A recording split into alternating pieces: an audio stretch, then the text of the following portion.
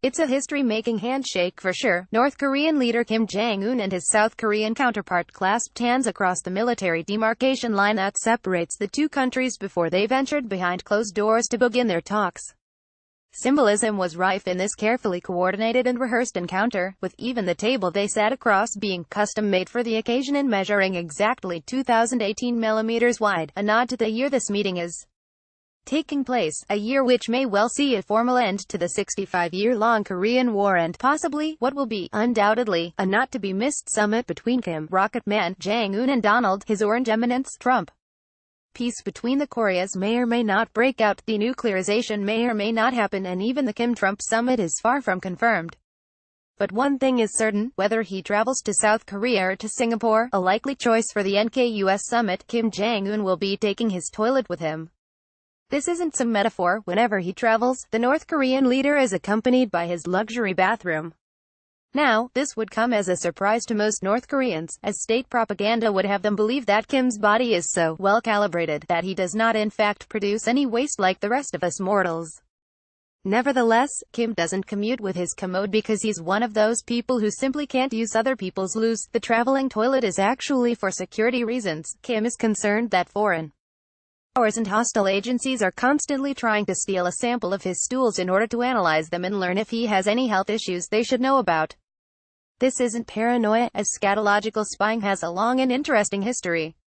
Stalin, for one, was very interested in learning more about Chinese leader Mao Zedong's personality, and when Mao visited Russia for what was to be his only meeting with Stalin, the Soviet Supremo ordered that his Chinese counterpart and strategic rival be well fed and taken care of during his stay.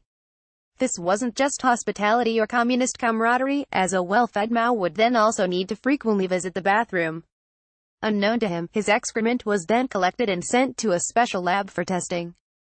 The tests weren't designed like those conducted on modern stool samples, which can determine infection etc., but was instead intended to glean clues as to Mao's personality. Soviet scatologists believed, based on a once trendy pseudoscience, that a subject's personality could be determined by studying their stools. One reason the USSR had to resort to this, according to former agent Igor Tomenenko, was because contemporary Soviet spies did not have the kind of listening and surveillance tech available today and so had to resort to extravagant means of intel collection. The Cold War saw a lot of this kind of behavior. Reportedly, the CIA and MI6 tried and failed to collect Mikhail Gorbachev's stool samples ahead of his planned visit to Washington. French spy Count Alexander de Marenches claimed to have had more luck with Leonid Brezhnev. Marenches revealed that when Brezhnev was staying in a Copenhagen hotel during a state visit, French spies rented the suite below him and, after dismantling the plumbing, intercepted his toilet flushings and sent the samples to Paris for analysis. Operation Tamarisk, while not concerned directly with the intelligence value of human waste, worked on similar lines. Targeting Soviet military liaisons in East Germany, the Allies first deprived the Soviets of toilet paper in the hope that, faced with a crippling shortage, they would use official documents as a substitute.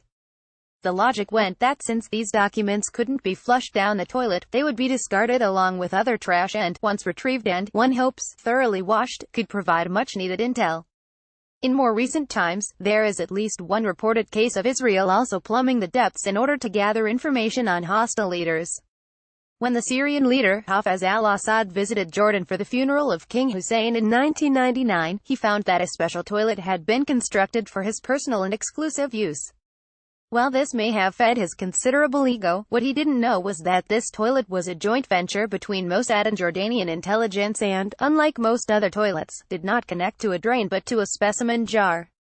Minutes after he used it, the jar was sped off to a hospital in Israel and analyzed. Reportedly, the Israelis determined that Assad did not have long to live and adjusted their Syria policy accordingly.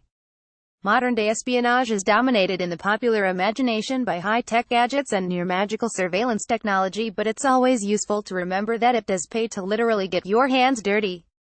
After all, it's not just loose lips that can sink ships. Don, N.